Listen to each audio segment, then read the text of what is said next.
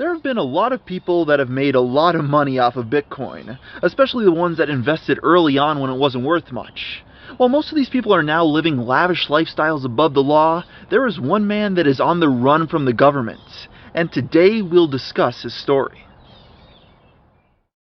Our story begins today in the South American country of Brazil with a small YouTuber by the name of DANIEL FRAGA, a man who in the most flagrant way possible exposed local governments for their ineptitude despite warning, and in the process made over $100 million in Bitcoin because of it.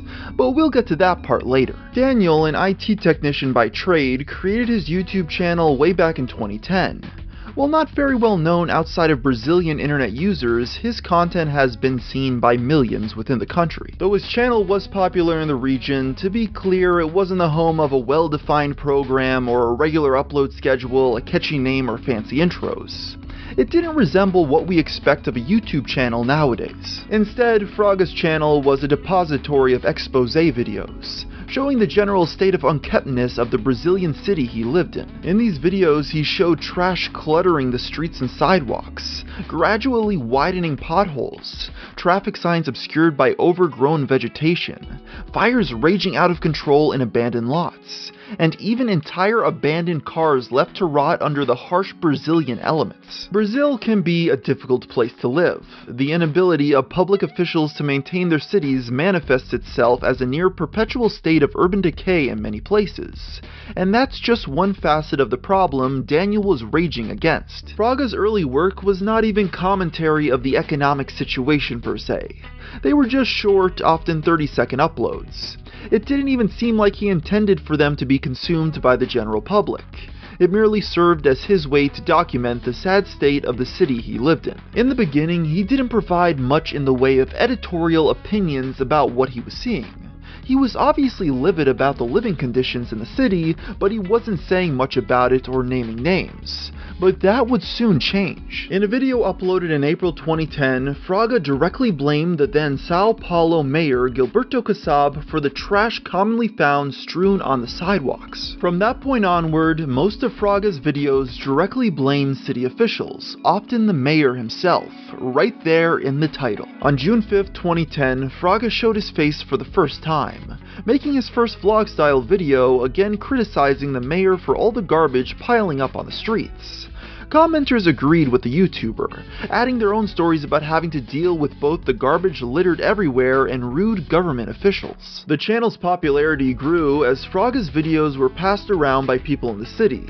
It's one of those odd situations where everyone had become so desensitized to the conditions that it took seeing it on the internet for it to finally click. To put it simply, Fraga had found his niche. Over the next few months, the vlogger made several videos commenting on social and political issues, almost always coming on the side of the government is criminally incompetent. Over time, Daniel became an outspoken anarcho-capitalist, a political doctrine that defends the abolishment of all forms of government in favor of self-ownership, private property, and most importantly, unfettered free markets. As this political philosophy wasn't very well known in Brazil at the time, Fraga, being the one and only internet influencer of some note debating the topic, quickly rose through the ranks and became the most prominent speaker on the subject. While in 2010 and 11 he was more just a nuisance for government officials, the vlogger became the center of controversy in 2012, when he made a video criticizing a mayoral candidate in a neighboring city. The politician in question had successfully convinced the Brazilian justice system to strong-arm Facebook into taking down memes about himself and his candidacy. This is possible as free speech isn't as big of a thing in Brazil as it is in the United States. In the South American country, making fun of a politician can be interpreted by the courts as libel or slander. So in response to this censorship, Daniel took everyone involved in the Facebook lawsuit to task in a scathing video that quickly went viral in Brazil, reaching a much larger audience than his usual following, and vindicating his positions that government is inherently inefficient at best and inevitably corrupt at worst. His clout in the country's political landscape only grew as a result.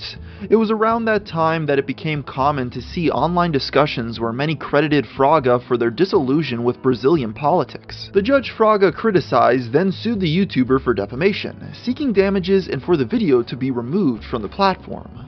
a legal move that has worked many times in Brazil to silence online critics. In response, Fraga posted even more videos updating his fans on the situation, urging them to download the original video and re-upload it to as many platforms as they can. Fraga added that he'd never pay a cent in damages and would never be silent, which the judge now argued was proof of his lack of desire to cooperate with the judicial system. The court presiding over the matter then placed a gag order on Fraga, forbidding him from speaking about the case from that point onward, and also placed what came out to be roughly a $1,300 fine for every day the video stayed up. Daniel absolutely refused to step down, and with all his followers helping signal boost the story to an extreme degree, the judge eventually decided it wasn't worth the trouble anymore and dropped the suit. Fraga played chicken with the government and got away with it. While this was a big win for his cause, he wouldn't always be this lucky.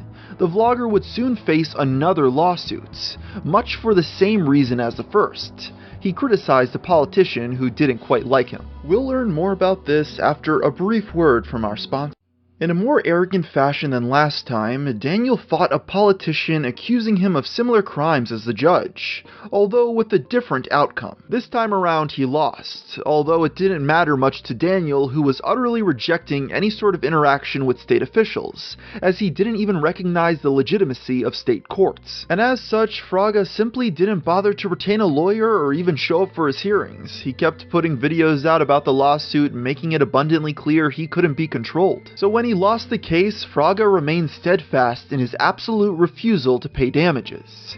He outright taunted the court by making videos saying the plaintiff would never see a dime. But the courts were not going to take the mockery this time around, as they went through the process of gaining access to his bank accounts to get his money by force, in what appeared to be the end of the feud, with him finally losing to what he felt was an illegitimate regime. When Fraga's bank accounts were eventually seized, law enforcement agents went in expecting to see his life savings, but instead there were only $5.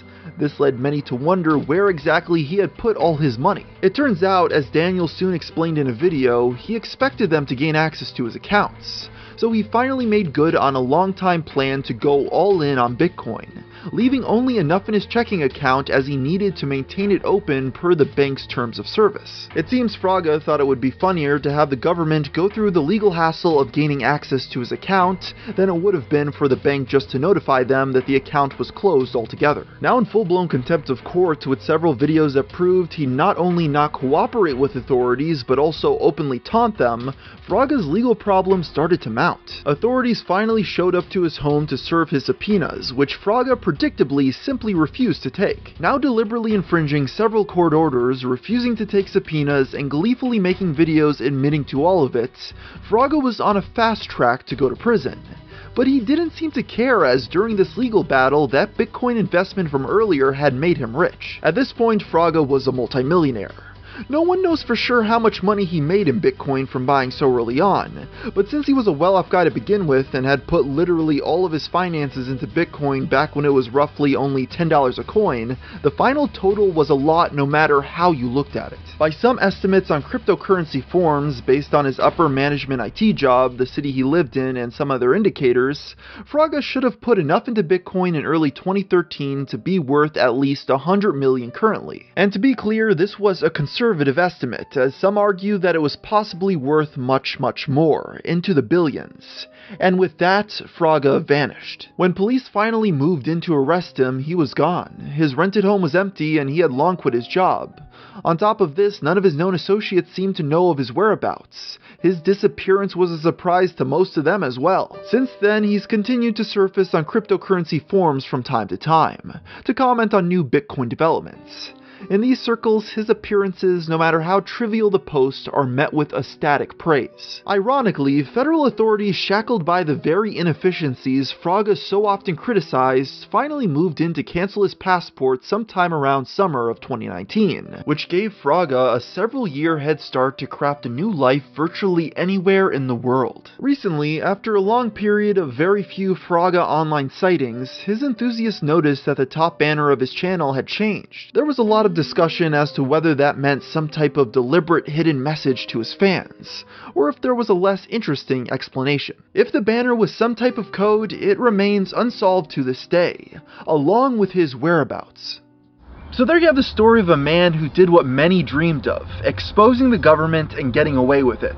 While we don't know where Daniel is currently, it will be interesting to see if he pops back up sometime in the near future. And with that thought, I'll end the video here. So until next time, thanks for watching.